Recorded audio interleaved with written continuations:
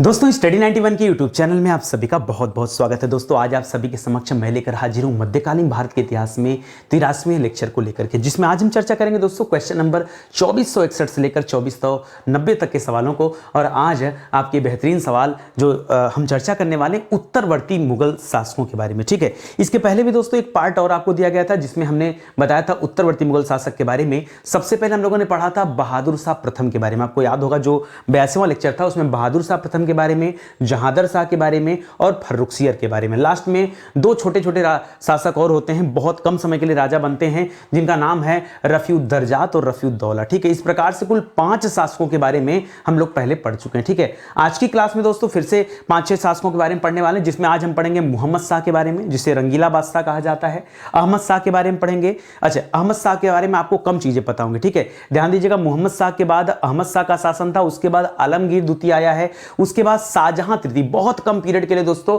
शाहजहां तृतीय का शासन रहा, उसके बाद शाह आलम द्वितीय का शासन रहा। इस प्रकार से आज की क्लास में भी हम लोग 5 राजाओं के बारे में पढ़ेंगे। ठीक है, तो चलिए आज देखते हैं कि कौन कौन से प्रश्न हमारे लिए इंपॉर्टेंट है, जो कि यहां पर दिए गए हैं। काफी सारे प्रश्न यहां पर स्क्रीन पर दिख भी रहे होंगे। किस शासक को रोशन अख्तर के नाम से जाना जाता है, पता होना चाहिए। सूकर खेड़ा का युद्ध आपने सुना होगा, किसके मध्य लड़ा गया था। दक्षिण भारत में हैदराबाद की स्थापना दोस्तों किसने किया है। अहमद शाह अब्दाली को अन्य किस नाम से जाना जाता है। देखिए, अहमद शाह अब्दाली ने कब हमला किया है बात की बात है, ठीक है, लेकिन उसे और किस नाम से जाना जाता है ये आपको पता होना चाहिए। इस तरह से इंपॉर्टेंट सवाल आपके इस टॉपिक से बनते हैं। तो चलिए आज की क्लास में हम लोग चर्चा करते हैं। ठीक है, ध्यान दीजिएगा दोस्तों, स्टडी 91 के प्लेटफॉर्म से फाउंडेशन बैच स्टार्ट किया गया है। ये फाउंडेशन बैच अलग अलग विषय के लिए हैं, जिन्हें आप ज्वाइन कर सकते हैं हमारे एप्लीकेशन प्रोग्राम या फिर हमारे वेबसाइट प्रोग्राम के माध्यम से। ये हमारा हेल्पलाइन नंबर है, किसी तरह की दिक्कत हो रही हो तो आप कॉल करके संपर्क कर सकते हैं। चलिए सीधे आते हैं अपने सवालों पर। बहुत ध्यान से सोच समझ के आपको जवाब देना है, इत्मीनान से पढ़ते चलिएगा। ठीक है, ध्यान दीजिएगा, यहां पर मैं लिख नहीं पाया है क्योंकि जगह बहुत कम था।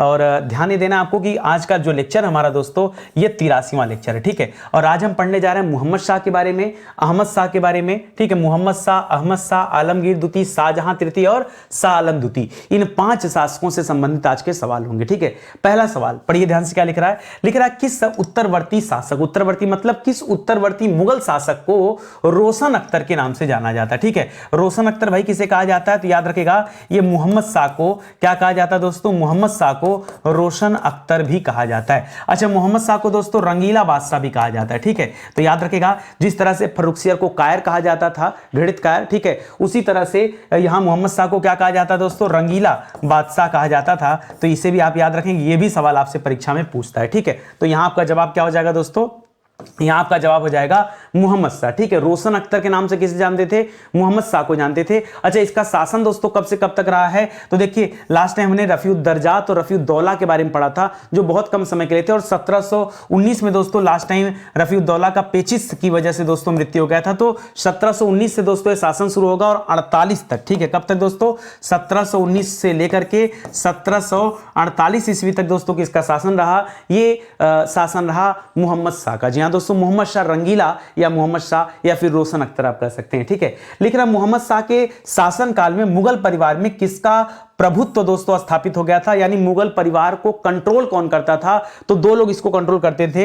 एक तो दोस्तों इसकी पत्नी कंट्रोल करती थी, इसकी पत्नी कंट्रोल करती थी। दूसरा, इस समय में मोहम्मद शाह के समय में दोस्तों जो हिजड़ों का ग्रुप था वो बहुत ज्यादा एक्टिव हो गया था। जी हाँ दोस्तों, हिजड़ों का प्रभुत्व हो गया था। तो जो हिजड़े थे दोस्तों वो भी इस मुगल परिवार में अपना प्रभुत्व रखते थे। ठीक है, अच्छा खास करके, अच्छा पत्नी के साथ साथ दोस्तों यहां पर अन्य में आप महिलाएं भी लिख दीजिएगा। ठीक है, जैसे दायमा वगैरह हो गई, कुछ महिलाएं भी ऐसी थी जो अपना प्रभुत्व स्थापित करती थी, याद रखेगा। अच्छा, मोहम्मद शाह के समय में, क्योंकि हम पढ़ रहे हैं किसके बारे में, मोहम्मद शाह के बारे में, तो मोहम्मद शाह के समय में दोस्तों उसकी पत्नी का नाम क्या था, तो याद रखेगा उसका नाम था रहमत उन निसा। क्या नाम था, रहमत उन निशा। यहां दोस्तों रहमत उन निशा, थोड़ा सा और भी लंबा नाम है, एक अच्छे इसमें और जोड़िएगा, इसमें कोकी जीयू, क्या जोड़ेंगे, कोका कोला नहीं, कोकी जीयू। ठीक है, याद रखेगा इनका प्रभुत्व था। इसके अलावा दोस्तों हिजड़ों में खिदमत गार खां का नाम आता है, खिदमत गार खां।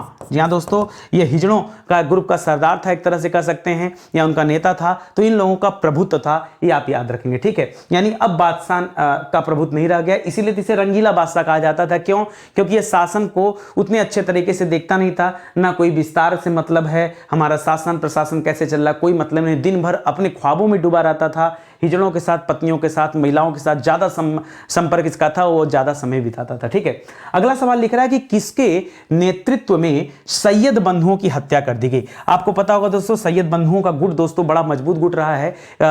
सैयद बंधुओं को किंग मेकर के नाम से जाना जाता है। ठीक है, क्यों?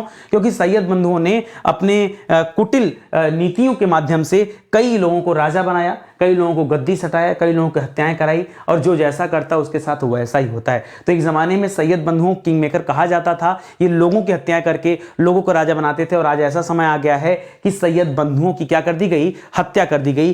किसके नेतृत्व में दोस्तों हत्या हुआ? तो देखिए, था तो बादशाह, लेकिन बादशाह ने चिनकिलिच खां, क्या नाम है दोस्तों? चिनकिलिच खां के नेतृत्व में दोस्तों क्या कर दिया? ये हत्या करवा दिया। ठीक है, किसकी? सैयद बंधु की हत्या हो गई, जो किंग मेकर कहे जाते थे। ध्यान दीजिएगा, परीक्षा में आता है सवाल ऐसे ही पूछ देता है कि किंग मेकर किसे कहा जाता था, तो याद रखिएगा किंग मेकर किसे कहा जाता था? सैयद बंधुओं को किंग मेकर कहा जाता था। इतना सवाल आपको समझ में आ गया ना? चलो आगे बढ़ते हैं, अगला सवाल देखते हैं। लिख रहा है मोहम्मद शाह ने किसे अपना वजीर बना दिया। तो देखिए, मोहम्मद शाह के समय में अभी आपने पढ़ा कि सैयद बंधुओं की हत्या हो गई। क्या पढ़ा दोस्तों? सैयद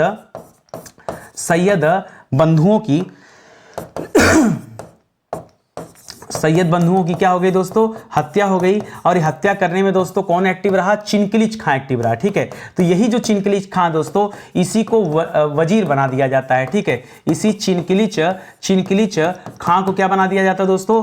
वजीर बना दिया जाता है। किसके द्वारा? मोहम्मद शाह रंगीला के द्वारा। ठीक है, अब चिनकिलिच खां जिस तरह से सैयद बंधु बड़े एक्टिव थे, उसी तरह से चिनकिलिच खां भी क्या है दोस्तों? बड़ा कुटिल व्यक्ति है। ठीक है, नीतियों में दोस्तों माहिर व्यक्ति है। और इसने क्या किया? अब मोहम्मद शाह तो आपने पढ़ लिया, अभी पीछे पढ़ा ना कि मोहम्मद शाह के राज दरबार में महिलाओं का, उसकी पत्नी का और हिजड़ों का ग्रुप जो था दोस्तों बहुत ज्यादा एक्टिव था। वो प्रशासन को अपने कंट्रोल में रखता था। तो वैसे ही मूर्ख राजा है, ऊपर से चिनकिलिच खां आ गया, तो चिनकिलिच खां ने बाकी प्रशासन को अपने नियंत्रण में ले लिया। इस तरह से मोहम्मद शाह के हाथ में कुछ नहीं रह गया। ठीक है, हालांकि शासन लंबा चला है। शासन आपने पढ़ा कि 1719 से लेकर के 1748 तक दोस्तों शासन चलता है। बहुत लंबा पीरियड तक दोस्तों बैठा गद्दी पर। लिख रहा है सूकर खेड़ा का युद्ध किसके मध्य लड़ा गया। दोस्तों जब चिनकिलिच खां आया ना, अब देखिए यहां पर थोड़ा सा विवाद होता है। एक गुट में कौन है? महिलाएं हैं और मोहम्मद शाह की पत्नी है, हिजड़ों का ग्रुप है, और दूसरी तरफ वजीर बन बैठा चिनकिलिच खां। अब दोनों चाहते हैं कि हम प्रशासन चलाएं। ऐसे में दोस्तों दोनों के बीच अब टकराव होगा, और टकराव होगा तो मोहम्मद शाह किसी के पक्ष में जा सकता है। किसके पक्ष में जाएगा? अब बताओ, चिनकिलिच खां के पक्ष में जाएगा या महिलाओं के पक्ष में जाएगा? क्योंकि ये रंगीला बादशाह है, महिलाओं के साथ संपर्क ज्यादा था, इसलिए महिलाओं के पक्ष में जाएगा। अतः चिनकिलिच खां ने बुद्धिमानी दिखाई, वजीर बन तो गया, लेकिन समय आते देर नहीं लगा, ये आगे चल के दोस्तों ये छोड़ करके दक्षिण की तरफ चला गया। ठीक है, चिनकिलिच खां को लगा कि मोहम्मद शाह से पंगा लेना उचित नहीं है, ये कहां चला गया? दक्षिण की तरफ चला गया। दक्षिण में दोस्तों मुगलों का एक गुट का सरदार रहा करता था। भाई देखिए, जो मुगल बादशाह था, पिछले जो मुगल बादशाह रहे औरंगजेब तक, उन्होंने शासन का विस्तार तो बहुत लंबा चौड़ा किया। दक्षिण भारत तक मुगलों का शासन हो गया था। तो अब रहते तो दिल्ली में थे, फिर दक्षिण भारत में नजर कौन रखेगा? तो दक्षिण भारत में क्या होते थे? अलग अलग सरदार होते थे, गवर्नर होते थे, सूबेदार होते थे। वो राज्य के प्रशासनिक अधिकारी के रूप में देखभाल किया करते थे। तो चिनकिलिच खां चला गया दक्षिण में। दक्षिण में गया तो दक्कन में जाकर के दोस्तों जो मुगलों का सरदार था उसके साथ दोस्तों इसने क्या कर लिया? युद्ध कर लिया। अच्छा, एक चीज और मैं बताना चाहूंगा यहां पर, चिनकिलिच खां का एक और नाम था। ठीक है, कई बार दोस्तों आप कंफ्यूज आएंगे, तो चिनकिलिच खां का ही क्या नाम था? एक उपनाम मिला हुआ था इसका, जिसमें हम कहते हैं निजाम उल मुल्क। क्या कहते हैं दोस्तों? निजाम उल मुल्क। ठीक है, तो घबराइएगा मत, परेशान मत होइएगा, चाहे परीक्षा में निजाम उल मुल्क लिखे चाहे चिनकिलिच खां लिखे, ये एक ही व्यक्ति है, दो व्यक्ति नहीं। अभी मैं आपको, जैसे आप पढ़ेंगे ना सूकर खेड़ा के युद्ध पढ़ेंगे, सूकर खेड़ा का युद्ध मुगल गवर्नर या मुगल सूबेदार मुबारिज खां और निजामुल उल के मध्य लड़ा गया। अब आप कहेंगे सर नया कैरेक्टर कौन आ गया? भाई कोई नया नहीं आ रहा है, चिनकिलिच खां का ही नाम क्या है दोस्तों? निजामुल मुल्क है। तो घबराइएगा मत, चाहे चिनकिलिच लिखे चाहे निजामुल लिखिए, एक ही बात है, ध्यान दीजिएगा। ठीक है, तो अभी चला गया दक्षिण में, तो दक्षिण में चला गया तो क्या होता है दोस्तों? ये निजामुल मुल्क, ठीक है, वर्सेस और याद रखेगा मुगल सूबेदार क्या नाम है? मुबारिज खां। क्या नाम है दोस्तों? मुबारिज खां के मध्य में दोस्तों कौन सा युद्ध होता है? सूकर खेड़ा का युद्ध होता है। क्यों होता है? क्योंकि दोस्तों चिनकिलिच खां उत्तर भारत में तो शासन कर नहीं पाता और ये भी राजा बनना चाहता था, ये भी अपने क्षेत्र को जीतकर स्वयं उस पर नियंत्रण करना चाहता था, इसलिए दक्षिण में जाकर दोस्तों इसने क्या कर लिया? अपना अधिकार कर लिया। इस मुबारिज खां को हरा करके क्या कर लिया? उस पूरे दक्कन वाले क्षेत्र पर इसने अपना कब्जा कर लिया। अगला सवाल देखिए क्या लिख रहा है। कर दक्षिण में हैदराबाद की स्थापना किसने किया है?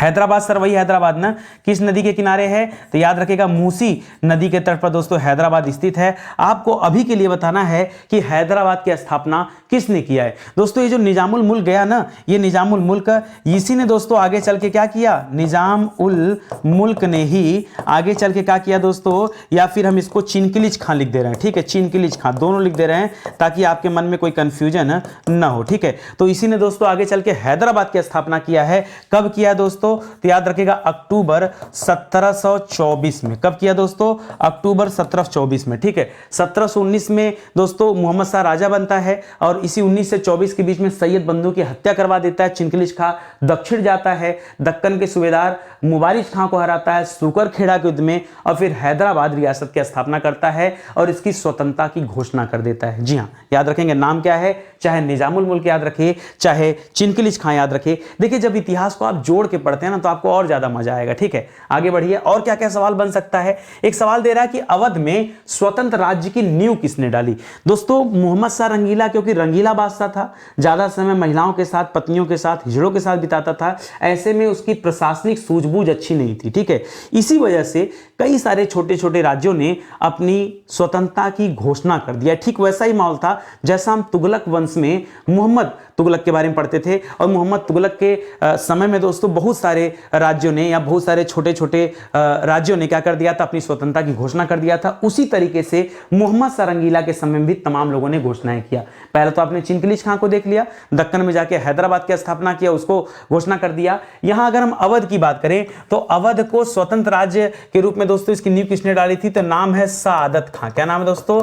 सआदत खां ने। जी हाँ दोस्तों, सआदत खां ने अवध की नींव डाली। उसी तरह से बंगाल में स्वतंत्र राज्य की स्थापना किसने की दोस्तों? तो आपने मुर्शीद कुली खां के नाम के बारे में पढ़ा होगा, ठीक है, मुर्शीद कुली खां के बारे में पढ़ा होगा, इसको याद रखेगा।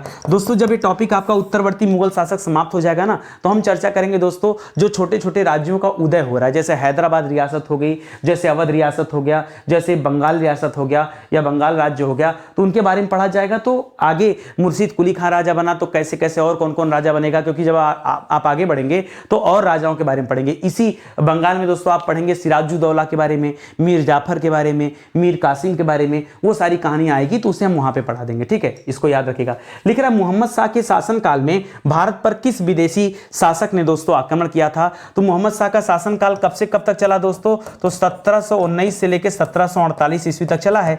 इसी बीच में दोस्तों 1739 ईस्वी में भारत पर नादिर शाह ने हमला किया था। किसने किया था? भारत पर नादिर शाह ने हमला किया था। यह क्या था दोस्तों? यह ईरान का शाह था। ईरान का शाह मतलब ईरान का बादशाह था, नाम था नादिर शाह, ठीक है। इसे ईरान का नेपोलियन भी कहा जाता है। क्या कहा जाता है दोस्तों? ईरान का नेपोलियन भी कहा जाता है। क्यों? क्योंकि यह विश्व विजेता बनना चाहता था और बहुत ज्यादा देशों को, या फिर आप कह सकते हैं कि अपने देश से निकल करके अगल बगल के जो भी छोटी मोटी रियासतें थी उन सभी को जीत करके अपने कंट्रोल में कर लिया था, इसीलिए इसे ईरान का नेपोलियन कहा जाता था। जिस तरह से भारत का नेपोलियन किसे कहा जाता है? समुद्रगुप्त को कहा जाता है। किसने कहा है? विसेंट स्मिथ ने कहा है, पढ़ा होगा आपने प्राचीन इतिहास में, ठीक है। उसी तरह से ईरान का नेपोलियन किसे कहा जाता है? तो नादिर शाह को कहा जाता है। इसने भारत पर 1739 में हमला किया जब मोहम्मद शाह रंगीला का शासन था, ठीक है, और जम करके लूटा, ठीक है, जम करके दिल्ली की लूटपाट हुई है, याद रखेगा। लिख रहा है नादिर शाह ने किस युद्ध में मुगलों को पराजित किया। हम पढ़ तो लेते हैं कि 1739 में हमला किया, लेकिन हम ये नहीं पढ़ते हैं कि किस युद्ध में, उस युद्ध का नाम क्या था। तो आज के बाद याद रखेगा करनाल का युद्ध उसे कहते हैं। क्या कहते हैं दोस्तों?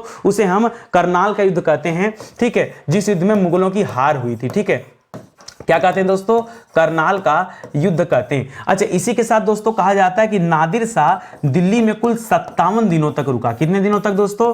57 दिनों तक रुका रहा और लगातार लूटपाट होता रहा, ठीक है। पूरी दिल्ली को जमकर लूटा इन लोगों ने, ठीक है, क्योंकि दिल्ली मुगल सल्तनत की राजधानी थी, ठीक है, और मोहम्मद शाह रंगीला उतना ज्यादा मजबूत व्यक्ति नहीं था, सैनिक इकाई भी इसकी कमजोर थी, मतलब बहुत ज्यादा कमजोर थी, तो लूटने का मौका भी मिल गया नादिर शाह को। जमकर के दोस्तों 57 दिन लूटा है है इसने, याद रखेगा। और इन्हीं 57 दिनों में दोस्तों दो बड़े कार्य हुए हैं। आपने मयूर सिंहासन का नाम सुना होगा। मयूर सिंहासन किसने बनवाया था? तो शाहजहां ने बनवाया था, जिसे कहा जाता तख्ते ताउस। क्या कहा जाता दोस्तों? तख्त ए ताउस के नाम से जाना जाता है। इस तख्ते ताउस को दोस्तों उठवा ले गया और इसी तख्ते ताउस पे दोस्तों कोहिनूर का हीरा भी जड़ा था। ठीक है, कोहिनूर जो हीरा था वो भी लगा हुआ था। उस कोहिनूर हीरे को लेकर के नादिर शाह कहां चला जाता है? अपने देश ईरान चला जाता है। ठीक है, तो इसको भी याद रखेगा। लिख रहा मालवा और गुजरात पर कब मराठों ने अपना आधिपत्य कर लिया? देखिए पीछे आपने पढ़ा, क्या क्या पढ़ा दोस्तों, फिर से एक बार मैं आपको याद दिला दूं। तो एक व्यक्ति था चिनकिलिच खां। क्या नाम था? चिनकिलिच खां नाम था। इसी को निजाम उल मुल्क कहते हैं, निजाम उल मुल्क कहते हैं, याद रखेगा। इसने हैदराबाद की स्थापना किया। ठीक है, हैदराबाद की स्थापना किया। इसी तरह से सआदत खान ने किसकी स्थापना किया? इसने अवध की स्थापना किया, अवध रियासत की नींव डाली। उसी तरह से मुर्शीद कुली खान ने दोस्तों इसने बंगाल की नींव डाली। ठीक है, अब देखिए जब अगल बगल के राज्य स्वतंत्र हो रहे थे तो ऐसे में जो मराठा ग्रुप था, मराठा ग्रुप तो महाराष्ट्र में था, तो मराठा ग्रुप ने सोचा क्यों ना हम भी एक्टिव हो जाए। और मराठा ग्रुप एक्टिव होकर के जो मालवा वाला क्षेत्र था, ये वही क्षेत्र है जो अकबर के समय में मुगल सल्तनत में शामिल कर लिया गया था। भाई बाज बहादुर यहीं के राजा थे, रानी रूपमती का नाम सुना होगा, वो यहीं की रहने वाली थी। तो मालवा और गुजरात का जो बेल्ट था दोस्तों, उस पर मराठों ने अपना आधिपत्य कर लिया। अभी जो सवाल आपसे पूछ रहा है ये कह रहा है कि कब कर लिया। देखिए ये सवाल आ रहा है दोस्तों, कब मराठों ने अपना आधिपत्य कब कर लिया? तो मालवा पर इन्होंने अपना आधिपत्य किया था 1737 में। ठीक है, यानी नादिर शाह के हमले से ठीक 2 साल पहले इन्होंने मालवा पर अधिकार कर लिया था। और ठीक 2 साल बाद 39-2-41, ठीक है, 39-2-41, ठीक है, 1741। देखिए इसी तरह से मैंने याद किया है और इसी तरीके से आप भी याद कर सकते हैं। नादिर शाह का हमला बड़ा प्रसिद्ध था और बच्चों को याद भी होगा कि 1739 में नादिर शाह ने हमला किया था। तो 39 के ठीक 2 साल पहले 37-2-39, तो 37 में दोस्तों मालवा पर हमला हुआ है और 39-2-41 में गुजरात पर हमला करके मराठों ने इसे अपने आधिपत्य में कर लिया। ठीक है, यानी ये मुगलों के चुंगल से अभी आजाद हो गया। ठीक है, और मोहम्मद शाह रंगीला करता भी तो क्या करता भाई, वो तो दिल्ली को नहीं बचा पा रहा था। ठीक है, आगे देखिए लिख रहा है बुंदेलखंड पर किसने अपना आधिपत्य कर लिया। ठीक है, ये एक नया सवाल दोस्तों, बुंदेलखंड वाला जो क्षेत्र था दोस्तों, उस पर किसने अपना आधिपत्य जमा लिया था? तो याद रखेगा वहां पर भी मराठों ने जमाया था। जी हां दोस्तों, मराठों ने, जब मराठे मालवा तक चले आए थे तो फिर मराठों को लगा क्यों ना थोड़ा सा और उत्तर की तरफ बढ़ा जाए, तो बुंदेलखंड रीजन को भी दोस्तों इन्होंने मिला लिया था। हालांकि ये लड़ाई पहले ही हो चुकी थी, 1731 में दोस्तों इसको मिलाने की प्रक्रिया जारी हो चुकी थी, लेकिन लंबा समय लगा है। और इसके लिए लड़ाई दोस्तों मराठे शाहजहां के काल से ही दोस्तों शुरू हो गया था। तो शाहजहां बीता, औरंगजेब बीता, और उसके बाद दोस्तों शुरुआत में बहादुर शाह प्रथम के बारे में आपने पढ़ा, जहांगीर शाह के बारे में पढ़ा, फर्रुखसियर के बारे में पढ़ा, रफीउद्दर्जात के बारे में पढ़ा, दौला के बारे में पढ़ा। इतनी लंबी लड़ाई धीरे धीरे, मतलब इस बुंदेलखंड को ऐसा नहीं कि तुरंत जीत लिया गया, इसका कुछ धीरे धीरे मराठे जीतते रहे और अंततः 1731 तक में आकर के दोस्तों पूरी तरह से जीत लिया था। ठीक है, 1731 आते आते पूरी तरह से जीत लिया था। बाद में मराठों ने दोस्तों मालवा पर अधिकार किया और तत्पश्चात दोस्तों गुजरात पर अधिकार किया। ठीक है, चलिए आगे बढ़ते हैं। अगला सवाल देखिए, लिख रहा है किसके नेतृत्व में भरतपुर जाटों ने भरतपुर को, यहां लिखेगा किसके नेतृत्व में भरतपुर को जाटों ने अपना आधिपत्य कर लिया। ठीक है, यानी भरतपुर जो राजस्थान में पड़ता है, भरतपुर कहां दोस्तों? भरतपुर आपके राजस्थान में है। ठीक है, और ये जाट कहां के थे दोस्तों? जाट आपके हरियाणा के थे। ठीक है, तो यानी हरियाणा के जाटों ने राजस्थान के भरतपुर को अपने कंट्रोल में कर लिया, उसको जीत लिया। आपसे पूछा दोस्तों किसके नेतृत्व में जीता था, तो याद रखेगा उस व्यक्ति का नाम था बदन सिंह। क्या नाम था दोस्तों? बदन सिंह। जी हां, यही नाम ही है दोस्तों, याद रखेगा। बदन सिंह के नेतृत्व में जाटों ने भरतपुर को अपने कंट्रोल में कर लिया। ठीक है, आगे पढ़िए। लिख रहा मुगल दरबार कितने विरोधी गुटों में बट गया। देखिए धीरे धीरे मोहम्मद शाह रंगीला के शासनकाल में जब धीरे धीरे छोटे छोटे राज्य आज़ादी की घोषणा करने लगे और इसकी सैनिक व्यवस्था भी अच्छी नहीं थी, ऊपर से 57 दिनों तक दोस्तों नादिर शाह लूटता रहा, तो इस तरह से मोहम्मद शाह रंगीला का जो राज्य था वो 2 गुटों में विभाजित हो गया। कितने गुटों में दोस्तों? तो यहां पर आप पढ़ेंगे कि यह 2 गुटों में दोस्तों विभाजित हो गया, क्योंकि अब राजपाट अच्छे से चल नहीं पा रहा था। ठीक है, या आप, अच्छा एक मिनट थोड़ा सा रुकिए, यहाँ पे आप इसको 2 गुट मत बोलिए, क्योंकि दोस्तों इस लड़ाई के दौरान केवल 2 ही गुट नहीं थे। 2 गुट तो दोस्तों शुरुआत में बढ़ चुका था, जब चिनकिलिच खां एक तरफ था और दूसरी तरफ दोस्तों वो महिलाएं हिजड़ा और उसकी पत्नियां रहती थी। ठीक है, अब जब ये पूरी लड़ाई हो गया, पूरा सेगमेंट बीत गया, तो यहां पर जो मुगल दरबार था एक कई गुटों में बट गया, जिसमें हम पढ़ते हैं तुरानी गुट के बारे में। जी हाँ दोस्तों, तुरानी, ये सही लिखा हुआ है, आप ईरानी मत समझिएगा, ईरानी अलग गुट था, तुरानी अलग गुट था।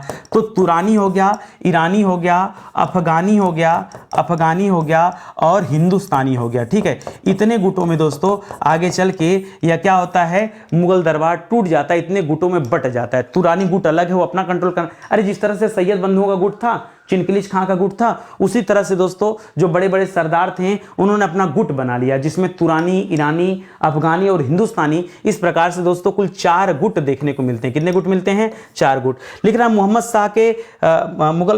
शाह के बाद या मुगल के पश्चात, ठीक है, मोहम्मद शाह के पश्चात लिखेगा यहाँ पर, पश्चात मुगल बादशाह दोस्तों कब बना, तो याद रखेगा मोहम्मद शाह का दोस्तों शासन कब से कब तक रहा, तो 1719 से लेकर के 1700 कब तक दोस्तों, 1719 से लेकर के 1739 में तो हमला हुआ था, 48 तक। ठीक है, 1719 से लेकर के 1748 तक दोस्तों शासन रहा। और मोहम्मद शाह प्रथम के बाद अब जो राजा बनता है उसका नाम है अहमद शाह। क्या नाम है दोस्तों?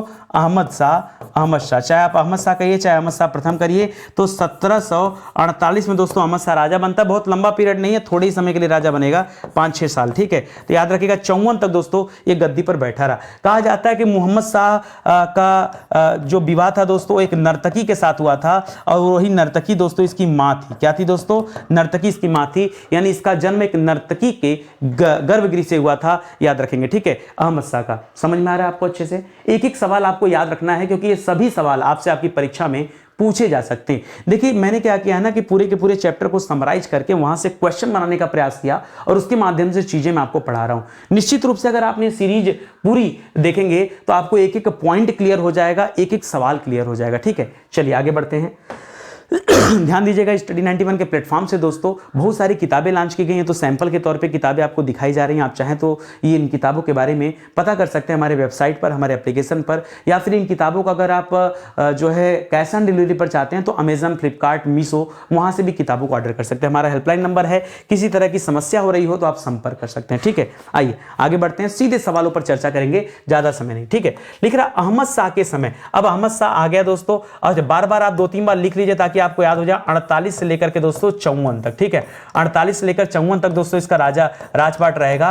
और इस नर्तकी क्या थी दोस्तों? नर्तकी इसकी मां थी। हमने 2 बात को पढ़ा। ठीक है, लिख रहा अहमद शाह के समय किस विदेशी ने भारत पर हमला कर दिया, उस विदेशी का नाम बताइए। देखिए अगर हम मोहम्मद शाह के बारे में बात करें, अगर हम मोहम्मद शाह के बारे में बात करें, जिसे हम रंगीला बादशाह भी कहते थे, तो मोहम्मद शाह रंगीला के समय में दोस्तों आपने पढ़ा था नादिर शाह ने हमला किया था। ठीक है, और आगे चल के इसी नादिर शाह का उत्तराधिकारी हुआ, उस उत्तराधिकारी का नाम क्या था? अहमद शाह अब्दाली। देखिए दोनों का नाम मिलता जुलता है ना, इसका नाम अहमद शाह है और जो हमला किया ना उसका नाम अहमद शाह अब्दाली है। तो घबराइएगा मत, दोनों अलग अलग कैरेक्टर हैं। ठीक है, ध्यान दीजिएगा। तो इसका नाम क्या है दोस्तों?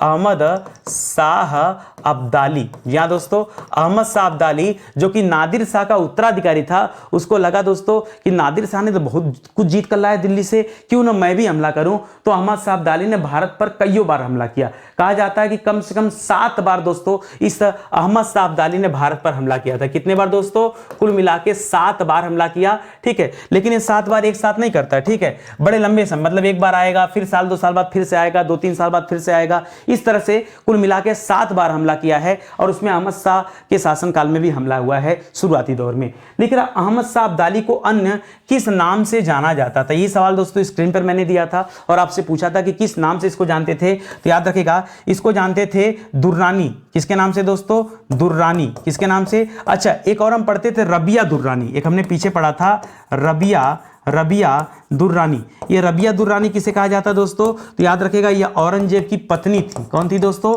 ये औरंगजेब की पत्नी का नाम था रबिया दुर्रानी। ठीक है, अपनी पत्नी को रबिया दुर्रानी के नाम से पुकारता था, वो अलग है। और इसी ने अपनी पत्नी का मकबरा बनाया, जिसे बीबी का मकबरा कहा जाता है। कहां पर बना हुआ है? तो औरंगाबाद में बना हुआ है। ठीक है, औरंगाबाद महाराष्ट्र में है, याद रखेंगे। ये दोस्तों जो दुर्रानी है, एक्चुअली में इसका पूरा नाम है दुर्रे दुर्रानी। क्या नाम दोस्तों? दुर्रे दुर्रानी। जी हाँ दोस्तों, दुर्रे दुर्रानी के नाम से इस अहमद शाह अब्दाली को जाना जाता है। तो ये सवाल भी आप याद रखेगा। साथ ही साथ यह भी याद रखेगा कि नादिर शाह का क्या था? उत्तराधिकारी था। लिख रहा अहमद शाह के समय वजीर कौन था। ठीक है, देखिए अगर हम इसके पीछे की बात करें मोहम्मद शाह रंगीला के समय में, तो उस समय में तो दोस्तों वजीर कौन रहा, तो वजीर शुरुआत में निजामुल मुल्क था या फिर चिनकिलिज खां था। ठीक है, लेकिन बाद में चिनकिलिज खां चला जाता है दक्षिण की तरफ और जाकर वहां हैदराबाद रियासत की स्थापना करता है। तो अहमद शाह के समय दोस्तों वजीर कौन बनता है, तो इसके अच्छा अभी पूछ रहा कौन बनता है, तो इसके पहले अगर हम बात करें, देखिए अगर हम बात करें चिनकिलिज खां की, चिनकिलिज खां की बात करें, तो चिनकिलिज खां को ही किस नाम से जाना जाता था दोस्तों, निजाम उल मुल्क के नाम से जाना जाता था। थोड़े समय के लिए रहा। ठीक है, शुरुआत में जब ये भाग गया दोस्तों, तो इसके भागने के बाद एक हिजड़े का कंट्रोल हो गया मोहम्मद शाह के समय में। ठीक है, हिजड़े का कंट्रोल हो गया जिसका नाम था जाबिद खां। क्या नाम था दोस्तों, जाबिद खां नाम था। ठीक है, जाबिद खां, ये जाबिद खां दोस्तों लंबे समय तक रहा है। जाबिद खां क्या था दोस्तों, हिजड़ा था। ठीक है, और ये दोस्तों रहा। इस जाबिद खां के बाद जब अगला बनता है दोस्तों, तो वो जाकर के अहमद शाह के समय वजीर माना जाता है। उसका नाम था इमाद उल मुल्क। क्या नाम था, जैसे इसका नाम निजाम उल मुल्क है ना, उसी तरह से इसका नाम क्या था, इमाद उल मुल्क। जी हाँ दोस्तों, इमाद उल मुल्क नाम है। ठीक है, तो इसको याद रखिएगा। जाबिद खां हिजड़े की हत्या करने के बाद दोस्तों ये अगला वजीर बना था। समझ में आ रहा है ना, पूरी स्टोरी आप समझते चलिए। देखिए जब तक स्टोरी नहीं समझेंगे ना, तब तक आप समझ नहीं पाएंगे कि शुरुआत कहां से होती है। जैसे पीछे पढ़ेंगे कब निजामुल मुल्क था, कब इमाद उल मुल्क आ गया। देखिए उन्हीं दोनों के बीच में फिर हिजड़ा भी था, जाबिद खां। ठीक है, क्यों, क्योंकि हिजड़ों का प्रभुत्व ज्यादा था मोहम्मद शाह के समय में, तो उसको ध्यान में रखिएगा। चलिए और आगे बढ़िए। अगला सवाल लिख रहा अहमद शाह की हत्या किसने कर दी। तो देखिए जब अहमद शाह खुद दूसरे की हत्या करवा करके भाई इमादुल मुल्क क्या किया, इसका जो वजीर था, वजीर का नाम क्या है दोस्तों, इमाद उल मुल्क।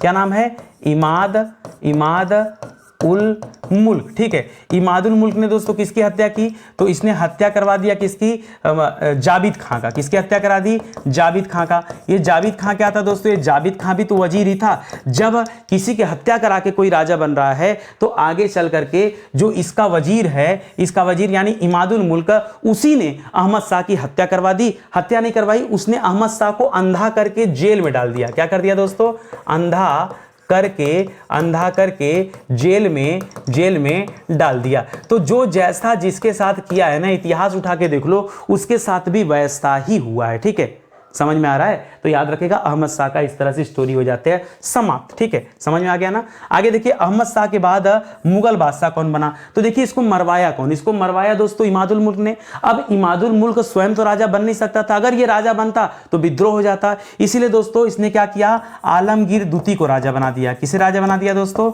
आलमगीर दूती को दोस्तों क्या बना दिया, राजा बना दिया। और आपने पढ़ा दोस्तों कि 1748 से लेकर के 1754 तक दोस्तों ये राजा था। ठीक है, अहमद शाह राजा था। इसी के समय में दोस्तों अहमद शाह अब्दाली का हमला भी हुआ था। अभी जब आलमगीर आ जाएगा, तो याद रखिएगा आलमगीर का शासन शुरू होगा दोस्तों 1754 से लेकर के 1754 से लेकर के 4 साल तक 1758 तक के लिए दोस्तों ये राजा बना है, गद्दी पर बैठा है। आलमगीर द्वितीय इसका नाम है। ठीक है, अच्छा शुरुआत में इसका नाम आलमगीर नहीं था, शुरुआत में इसका वास्तविक नाम था अजीजुद्दीन। क्या नाम था दोस्तों, अजीजुद्दीन। ये इसका क्या था, ये इसका वास्तविक नाम था। ठीक है, जब ये गद्दी पर बैठा है ना, तब यह किसके नाम से बैठा, आलमगीर द्वितीय के नाम से दोस्तों ये गद्दी पर बैठा है। जब ये गद्दी पर आता तब अपना नाम चेंज करता है। लिख रहा आलमगीर द्वितीय के समय की महत्वपूर्ण घटनाओं के बारे में बताइए कि कौन कौन सी महत्वपूर्ण घटना थी। अच्छा एक चीज और बताना चाहूंगा, मैंने पीछे आपसे चर्चा किया था कि अहमद शाह अब्दाली ने भारत पर कुल 7 बार हमला किया। ठीक है, पीछे क्या बताया था मैंने आपको कि अब्दाली ने क्या किया था दोस्तों, 7 बार हमला किया। तो सारा हमला ऐसा नहीं कि अहमद शाह के काल में हुआ था, उसमें से कुछ हमला दोस्तों किसके काल में हुआ था, यहां आलमगीर द्वितीय के काल में भी हुआ था। तो उसको भी याद रखिएगा। या एक चीज और याद रखिएगा, एक सवाल आता है कि अब्दाली दिल्ली कब आया। अब्दाली दिल्ली कब आया दोस्तों, तो दिल्ली आता दोस्तों आलमगीर के समय में। ठीक है, इसके पहले जितने भी हमले थे ना, उस हमलों में दोस्तों ये अहमद शाह अब्दाली दिल्ली तक नहीं पहुंच पाया था, और सिंध तक पंजाब तक आके रुक जाता था। लेकिन अहमद शाह अब्दाली दिल्ली तक कब आया, तो आलमगीर द्वितीय के शासनकाल में दोस्तों अहमद शाह अब्दाली अब कहां आ चुका था दोस्तों, ये दिल्ली तक आ गया था। यहाँ इसको याद रखेगा। ठीक है, चलिए अच्छा एक चीज और बताना चाहूंगा, ये आलमगीर द्वितीय था कौन, तो ये जहांदार शाह का पौत्र था। ठीक है, क्या था दोस्तों, ये आलमगीर द्वितीय के बारे में एक शब्द याद रखेगा, यह जहांदर शाह का पौत्र है। पुत्र नहीं, पौत्र मतलब पोता, ठीक है, याद रखिएगा। पीछे हमने पढ़ा था ना, जब हमने पढ़ा था, शुरुआत में पढ़ा था मोहम्मद शाह प्रथम के बारे में, ठीक है। मोहम्मद शाह प्रथम, मुअज्जम ने मोहम्मद शाह प्रथम के उपाधि धारण करके गद्दी पर बैठता है, और उसके बाद जहांदर शाह, जहांदर शाह के बाद कौन आता है दोस्तों, फर्रुखसियर आता है, उसके बाद कौन आता है, रफीउद्दर्जात आता है, फिर रफीउद्दौला आता है, फिर मोहम्मद शाह रंगीला आता है, फिर जो है अहमद शाह आता है, फिर आलमगीर दूती आ गया, ठीक है। चलिए यहां तक हम पहुंच चुके हैं। लिख रहा आलमगीर दूती के समय की दो बड़ी घटनाएं कौन कौन सी थी, या महत्वपूर्ण घटनाएं कौन कौन सी थी, तो कुल दो बड़ी घटनाएं हैं। एक तो दोस्तों ब्लैक होल वाली घटना है, ब्लैक होल, ठीक है, ब्लैक होल, ठीक है, जिसे हम काल कोठरी घटना के नाम से जानते हैं। किसके नाम से जानते हैं, काल कोठरी घटना। यह घटना कब हुआ था दोस्तों, 1756 ईस्वी में हुआ था, वो इसी के समय में हुआ है। और दूसरा दोस्तों प्लासी का युद्ध, ठीक है, प्लासी का युद्ध, ठीक है, प्लासी का युद्ध की नहीं, प्लासी का युद्ध, ठीक है। ये कब हुआ दोस्तों, ये हुआ था 23 जून। इसका तो डेट भी आपको याद रखना पड़ेगा क्योंकि परीक्षा में आता है डेट, ठीक है। तो ये दो बड़ी घटनाएं हुई हैं, इसी के काल में हुआ है, आलमगीर दूती के काल में, ठीक है।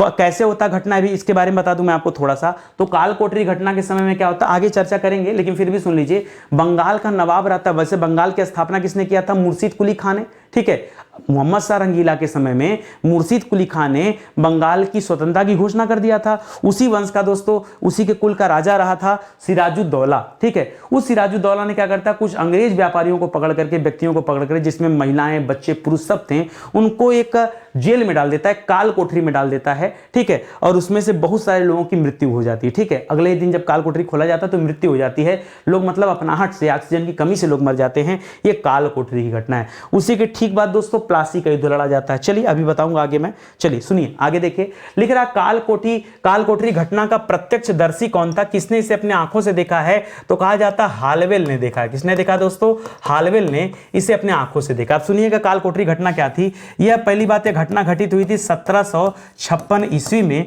ठीक है। क्या हुआ था दोस्तों, तो बंगाल का नवाब था सिराजुद्दौला।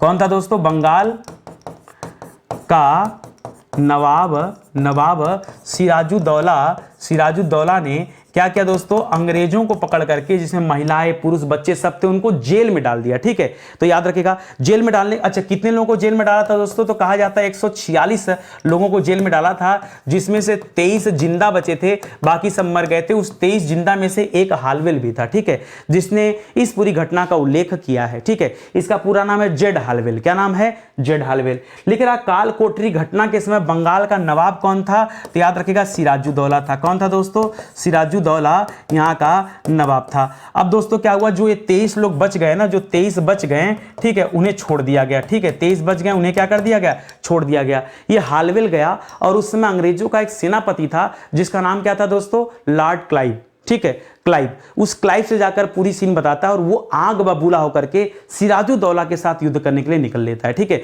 लेकिन अंग्रेजों के पास उतनी सेना रहती नहीं है, ठीक है। अंग्रेजों के पास लिमिटेड सेना है, और लड़ाई किससे लड़ना है, बंगाल के नवाब के साथ, ठीक है। अब आगे क्या होता है, आगे सुनिए। लिख रहा है प्लासी का युद्ध किसके मध्य लड़ा गया, तो प्लासी का युद्ध लड़ा गया दोस्तों इसी सिराजुद्दौला, ठीक है, सिराजुद्दौला और जो अंग्रेज सेनापति था, ठीक है, नाम क्या है दोस्तों, नाम क्या है, हालवेल मत करेगा, हालवेल तो अलग व्यक्ति है, ठीक है, ये क्लाइव है, ठीक है, लॉर्ड क्लाइव। वैसे लॉर्ड इसके नाम के आगे लगाने की कोई आवश्यकता नहीं है, तो अंग्रेज सेनापति रॉबर्ट क्लाइव है, ठीक है। इस क्लाइव के साथ दोस्तों 23 जून 1757 ईस्वी में दोस्तों यह युद्ध को लड़ा गया, ठीक है। अच्छा, ये क्लाइव आप बबूला होकर के आया लड़ाई लड़ने किससे, सिराजुद्दौला के साथ, लेकिन सिराजुद्दौला तो बंगाल का नवाब है, बहुत बड़ी सेना इसके पास है, फिर अंग्रेज लोग लड़ कैसे पाएंगे। होता क्या, सिराजुद्दौला का सेनापति रहता है मीर जाफर, ठीक है, इसका सेनापति रहता है मीर जाफर, ठीक है, सेनापति मीर जाफर, ठीक है। इस मीर जाफर से जाकर मिलता है ये अंग्रेजों का जो क्लाइव रहता है, ठीक है, सेनापति क्लाइव, वो जाकर मीर जाफर के साथ क्या करता है, एक मीटिंग फिक्स करता है और कहता है कि तुम युद्ध मत करना, अपनी सेना को आदेश मत देना, हम सिराजुद्दौला को मार करके तुम्हें राजा बना देंगे। और नवाब बनने की चाहत में मीर जाफर ने ऐसा ही किया, इसने अपने ही राजा के साथ घात किया, धोखा दिया, और उस लड़ाई में उसने सेना को आदेश ही नहीं दिया लड़ने का। इस प्रकार से अंग्रेजों की विजय हो गई, और सिराजुद्दौला को मार करके क्लाइव ने किसे राजा घोषित कर दिया, क्लाइव ने यहां पर मीर जाफर को राजा बना दिया, ठीक है। ये पूरा स्टोरी है। हालांकि आगे की क्लास में जब हम बंगाल के बारे में पढ़ेंगे तब इस पूरी स्टोरी को और ज्यादा विस्तार से हम चर्चा में करेंगे, ठीक है। लिख रहा आलमगीर दूती की हत्या किसने कर दिया? देखिए आलमगीर दूती का शासन कब से कब रहा दोस्तों? तो 1754 ईस्वी से लेकर के 1758 ईस्वी तक दोस्तों ये गद्दी पर बैठा रहा। इसी के समय में 57 में दोस्तों आपका प्लासी युद्ध भी हो गया, 56 में कालकोठरी घटना भी हो गई या ब्लैक होल ट्रेजेडी भी उसे कहते हैं। आलमगीर की हत्या दोस्तों किसने कर दिया था? तो आलमगीर को दोस्तों अच्छा इसको राजा बादशाह बनाने में दोस्तों सहयोग किसने किया था? तो आपने पढ़ा था इमाद उल मुल्क ने किया था। किसने किया था? इमाद उल मुल्क ने दोस्तों इसका सहयोग किया था बादशाह बनने में, ठीक है, बादशाह बनने में सहयोग, ठीक है, बादशाह बनने में सहयोग इन्होंने किया था, इसने किया था। लेकिन हत्या दोस्तों किसने कराया था? तो जो राजा बनाया उसी ने हत्या कराया। मैंने आपसे कहा ना इतिहास को उठाकर देखो तो आपको समझ में आएगा, जो जैसे राजा बना है उसकी मृत्यु भी दोस्तों उसी प्रकार हो गई है, तो इसको याद रखिएगा। या भी हाँ, इसने क्या कर दिया, इसी ने बादशाह बनाया था आलमगीर दूती को और इसी ने मरवा भी दिया। अब मरवा करके क्या करता दोस्तों, इसने शाह आलम दूती, आलमगीर दूती का पुत्र अली गौहर जो था दोस्तों उसका नाम था शाह आलम दूती, अब जो है उसको राजा बनना था, ठीक है। अच्छा देखिए अब ये मरवाया है, अभी मरवाया है, मरवा करके दोस्तों इसने क्या किया, आलमगीर दूती का पुत्र जो था उसका नाम है शाह आलम। क्या नाम है? शाह आलम दूती नाम है, ठीक है। लेकिन जब इसकी मृत्यु हुई ना तो शाह आलम कहां पे था दोस्तों? शाह आलम दूती बिहार में था, ठीक है। तो आलमगीर दूती के बाद दोस्तों मुगल बादशाह कौन बन गया? बहुत कम समय के लिए दोस्तों यहां पर शाहजहां तृतीय का नाम आ जाता है, ठीक है, शाहजहां तृतीय का नाम आता है। कुछ समय के लिए दोस्तों राजा बनाया। किसने राजा बनाया? अब सिंपल सी बात है, इसको मार करके इसके पुत्र को तो राजा बनाएगा नहीं भाई, ये बिहार में था और पिताजी मर गए हैं, गद्दी खाली है। तो इस इमादुल मुल्क ने, जो कि वजीर था, सेना को नियंत्रण में रखता था अपने, उसने शाहजहां तृतीय को दोस्तों क्या बना दिया? राजा बना दिया। ज्यादा नहीं, इसका टाइम पीरियड तो मात्र 1 साल का है, 1758 से लेकर के 59 ईस्वी तक दोस्तों ये शाहजहां तृतीय केवल राजा बना रहा। उसके बाद जब बिहार से लौट करके शाहजहां दूती आया ना मुगल दरबार में, तब लड़ाई छिड़ेगी और शाहजहां तृतीय के बाद मुगल बादशाह कौन बनेगा, तब हम यहां पढ़ेंगे शाह आलम दूती के बारे में। किसके बारे में दोस्तों?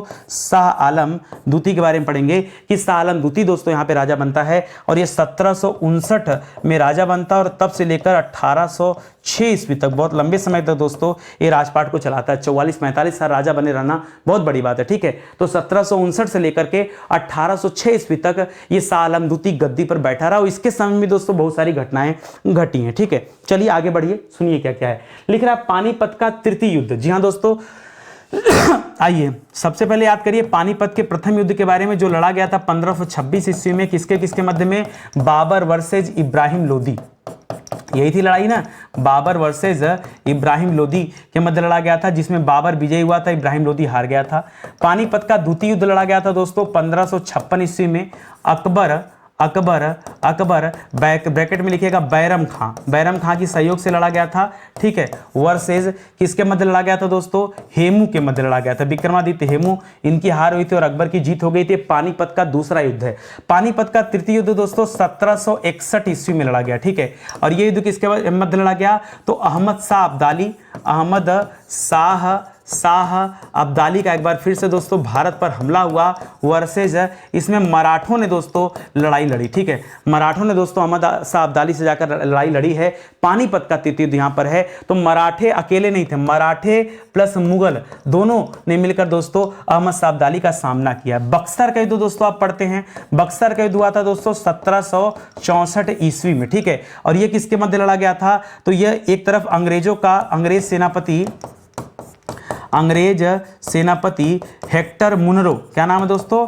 हेक्टर मुनरो, ठीक है, मुनरो वर्सेज, याद रखिएगा संयुक्त सेनाओं के द्वारा लड़ा गया। संयुक्त सेना थी, 3 बड़ी सेनाएं थी, उसमें उन 3 बड़ी सेनाओं के साथ दोस्तों लड़ा गया। देखिए होता क्या है ना, मीर जाफर जब राजा बन जाता है तो मीर जाफर के राजा बनने के बाद दोस्तों मीर जाफर कठपुतली राजा रहता है। भाई उसी ने तो धोखा दिया था सिराजुद्दौला को, वो कठपुतली राजा रहता है। बाद में अंग्रेजों को लगता है कि यार मैंने किस बेवकूफ को राजा बना दिया, तो मीर जाफर को हटा करके मीर कासिम को राजा बना दिया जाता है। मीर कासिम चतुर व्यक्ति रहता है। लेकिन जब मीर कासिम राजा बनता है तो राजा बनने के बाद अंग्रेजों की सुनना बंद कर दिया। अंग्रेजों को अपने गलती पर पछतावा होता है कि इससे अच्छा तो मीर जाफर था, वो कठपुतली राजा था, मीर कासिम तो हमारे व्यापार में सहयोग ही नहीं दे रहा है। इस तरह से मीर कासिम को गद्दी से हटाकर पुनः मीर जाफर को राजा बना दिया जाता है। सुनना ध्यान से, सिराजुद्दौला का सेनापति था मीर जाफर।